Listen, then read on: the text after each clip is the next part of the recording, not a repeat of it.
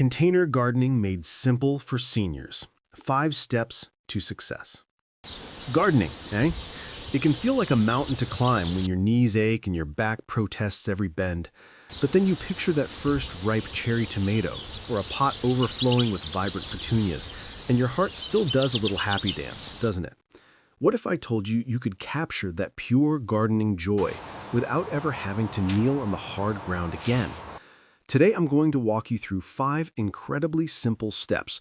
No, make that more than 5, because we're going big today, that will transform your balcony, patio, or even a sunny windowsill into a thriving, pain-free garden that just keeps on giving.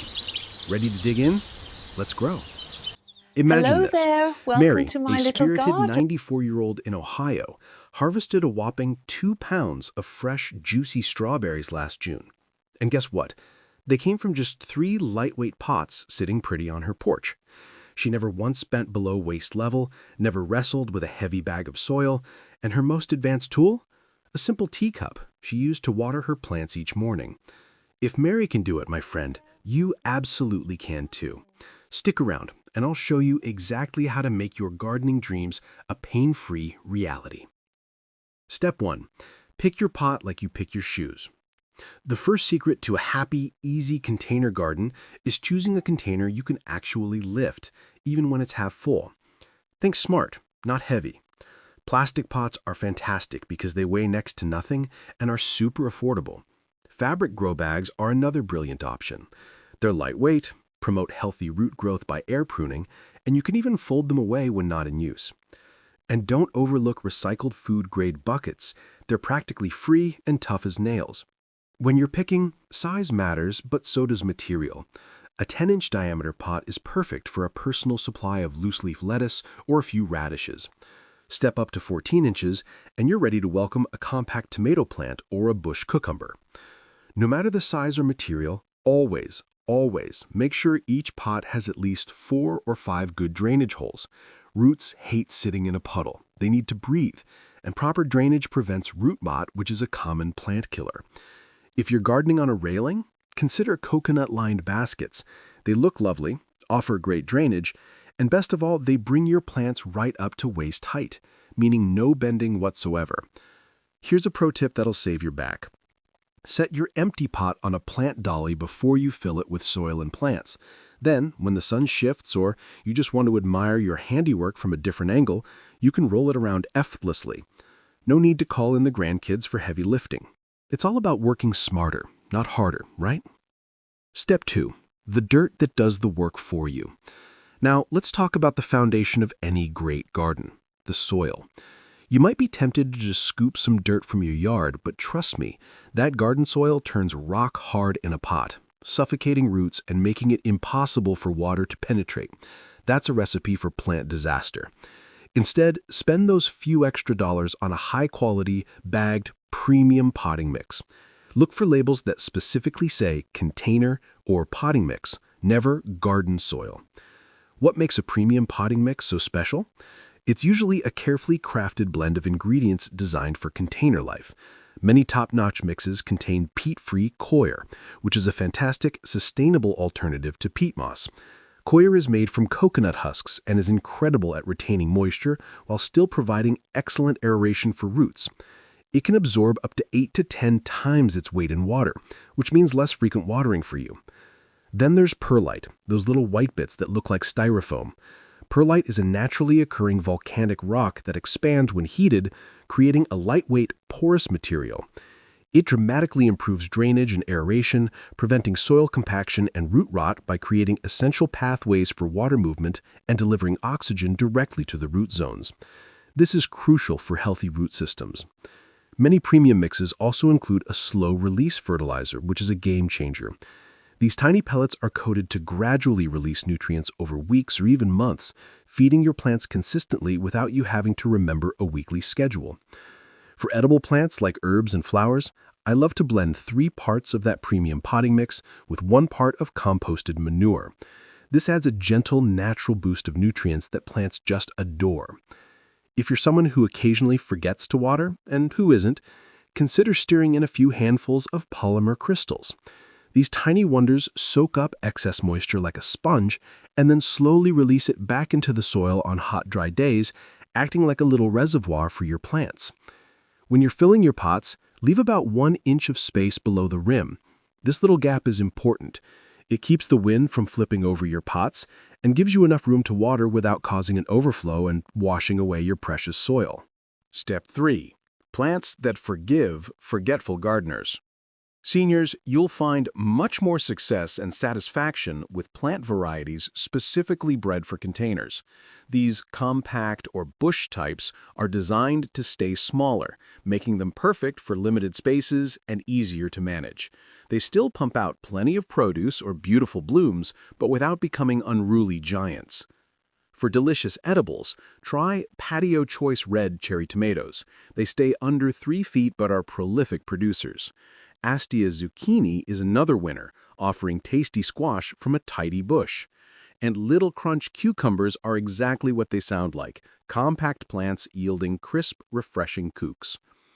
Look for varieties like Tiny Tim or Red Robin for cherry tomatoes, or Better Bush and Celebrity for medium-sized slicers. They're all great for containers. Herbs are practically foolproof and grow themselves, even if you're a bit forgetful. Basil, parsley, and trailing rosemary are fantastic choices. They smell amazing, add fresh flavor to your cooking, and attract beneficial pollinators like bees.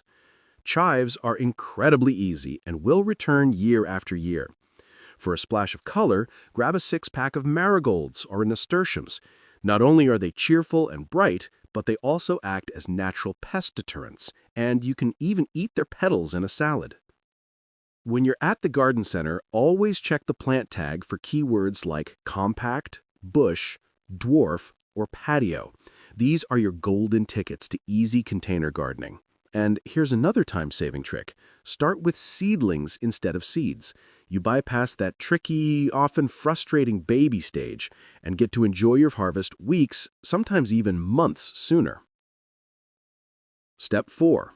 Water without the work. Containers, by their very nature, dry out much faster than garden beds in the ground, but dragging a heavy watering can around every single day can quickly turn joy into a chore.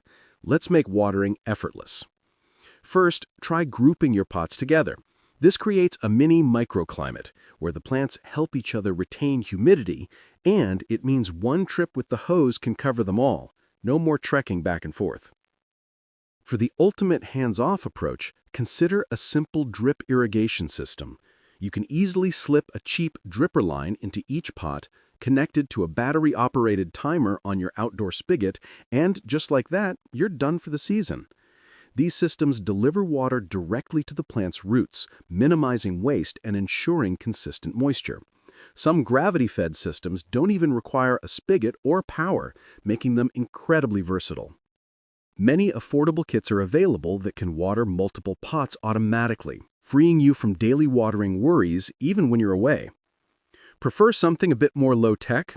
Here's a clever trick. Nest a 2-liter soda bottle with 2 pinholes poked in its cap upside down in the soil. It'll slowly seep water for up to 3 days, giving your plants a steady drink. Always aim to water in the morning. This gives your plants time to absorb the moisture before the heat of the day, and it allows any excess water on the leaves to evaporate, reducing the risk of fungal diseases. At night, feel the top inch of soil. If it's dry, give your plant a gentle refill. Remember this golden rule. Roots need air, so water until you see it dripping out the bottom drainage holes, then stop. Overwatering is actually the #1 plant killer, not underwatering. It starves the roots of oxygen. Step 5. Harvest like a pro without breaking a sweat. The moment of truth, harvesting, should feel like a glorious reward, not a back-breaking chore. Let's keep it easy and enjoyable. Instead of tugging and pulling, which can damage stems and invite disease, use long-handled floral snips or even a clean pair of kitchen scissors to harvest your bounty. These tools give you precision and leverage, making quick work of picking. When you're harvesting basil, snip just above a pair of leaves and watch it respond by doubling its growth in about a week. For tomatoes, Wait until they're fully colored but still firm to the touch. They'll continue to ripen beautifully on your windowsill. Deadheading, which is removing spent flowers, encourages more blooms. Just roll the faded blossom gently between your thumb and forefinger. It should pop right off with minimal effort. When a pot finishes its season, say your annual petunias are done, don't let that soil go to waste. Dump the spent soil into a flower bed or your compost pile, and it'll refresh the earth. Then give the empty pot a good scrub with a dash of bleach water or vinegar for a natural option to sanitize it, and it's ready and waiting for next spring's planting. Your back stays straight, your knees stay quiet, and your plate, well, it stays wonderfully full. Are you enjoying these tips so far? I hope you are. If you're finding this helpful, please hit that subscribe button and ring the bell. Every single week, I share practical shortcuts and clever ideas that make gardening feel like a joyful hobby, not a grueling workout. Join our growing community of happy, relaxed gardeners. Step 6. Accessibility tweaks that change everything. Let's talk about taking accessibility to the next level, because gardening should be for everyone regardless of physical limitations. The biggest game changer? Raising your garden to chair height. This completely eliminates the need to bend or kneel. You can place pots on an old patio table, a sturdy thrifted plant stand, or even simple cinder blocks. For a more permanent solution, consider raised garden beds. They can be built to a custom height, often between 24 and 30 inches, making them perfect for gardening while standing or even from a wheelchair. Think about your tools, too. Wrap tool handles with foam pipe insulation to create a fatter, more comfortable, arthritis-friendly grip. This can make a huge difference for hands that might struggle with thin handles. Another clever trick? Paint the handle of a wooden spoon with bright nail polish and keep it poked in a pot. It becomes your free, instant moisture meter. Just poke it in, and if soil sticks, you know to wait a bit longer before watering.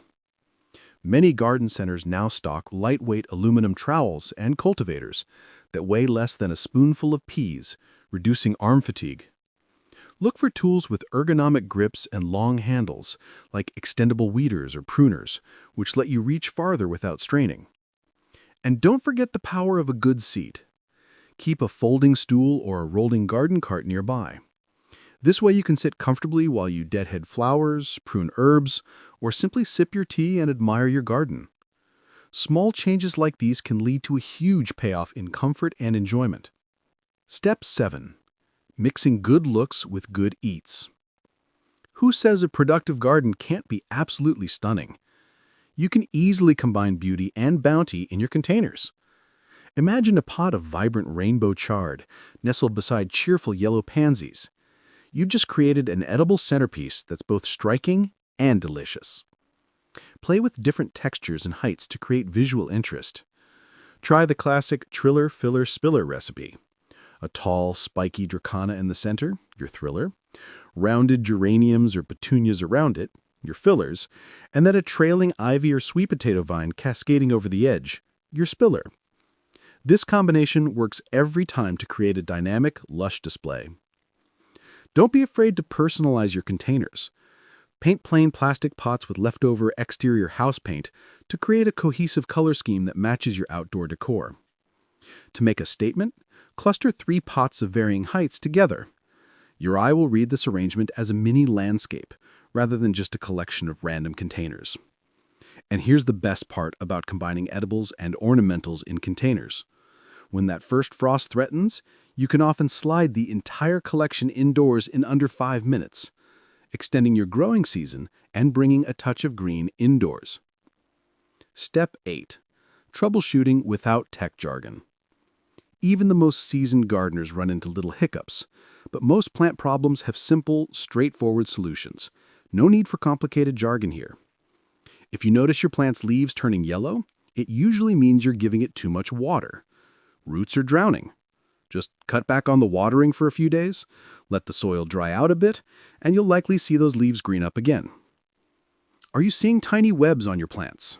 That's a classic sign of spider mites. Don't panic. Mix a single drop of dish soap into a pint of water, then gently wipe down the affected leaves with a soft cloth. Those pesky mites will disappear. Are squirrels treating your pots like their personal digging playground? They hate the feel of plastic bird netting. Simply lay it over the soil surface and anchor it with a few twigs or rocks. It's a gentle deterrent that works wonders. If your blossoms are dropping off without setting fruit, especially when daytime temperatures soar above 90 degrees, it's often due to heat stress. Move those pots to a spot where they'll get some afternoon shade, and the flowers should reset and start producing again. Remember, plants truly want to live and thrive. Give them the basic care they need, proper light, water, and good soil, and they'll handle the rest. Step 9. Keeping records the simple way. You don't need a fancy garden journal to keep track of your planting successes. Let technology lend a hand. Snap a quick photo of each pot with your phone once a month.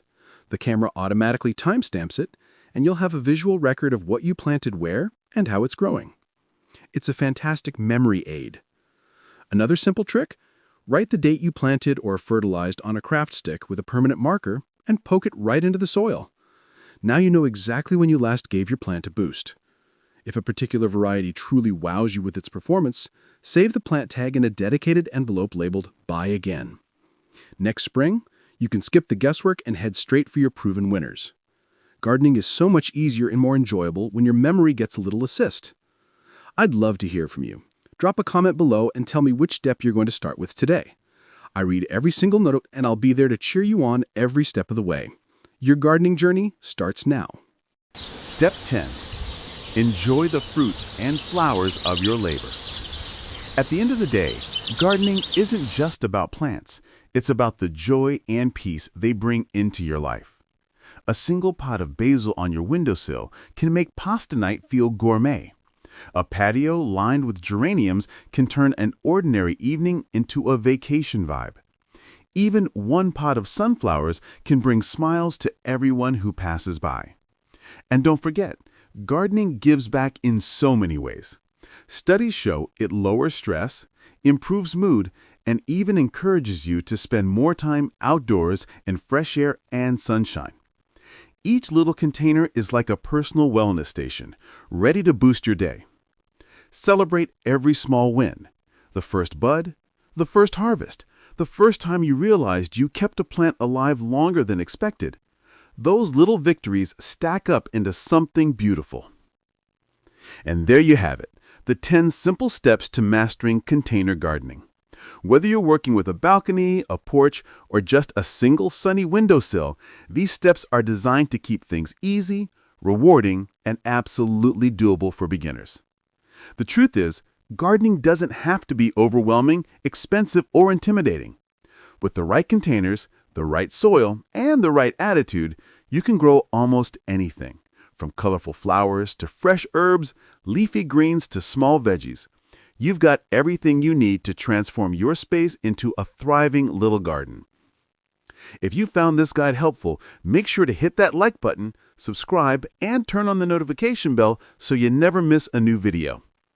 I'd love to hear from you. Tell me in the comments, what's the first thing you're going to plant in your container garden? And remember, every garden, no matter how small, is a victory. So grab a pot, some soil, and start today. Your garden is waiting for you. Esinamatashi Hiroda, CD Elzer. I hope you enjoyed our time together in the garden.